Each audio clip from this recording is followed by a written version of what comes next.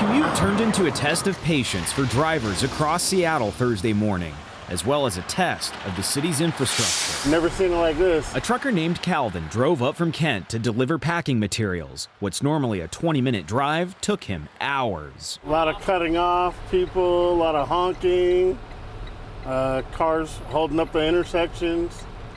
So, looks like a long day. Thousands of cars stretched nearly 4 miles, backing up to the West Seattle Bridge. I've been on paternity leave, so this is actually my first day going back to work.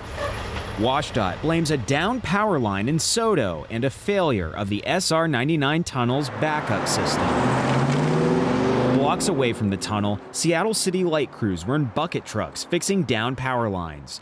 That damage cut power to the system feeding the tunnel. WashDOT tells King 5 the tunnel is designed with a backup plan. If the south end loses power, it can pull electricity from the north end. But Thursday, that backup failed. A spokesperson replied by email saying the switchgear that transfers the tunnel to its backup feed failed. Generators turned on, but they cannot run the tunnel's ventilation system. That forces a shutdown if ventilation can't continue. So for nearly 3 hours, it was empty, and traffic spilled into the streets of Soto and downtown. I don't see how it's a down power line in the tunnel.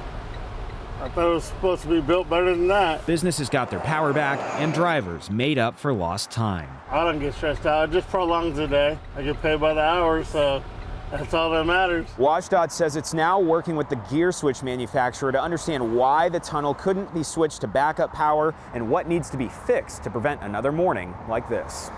In Seattle, Alex McClune, King 5 News.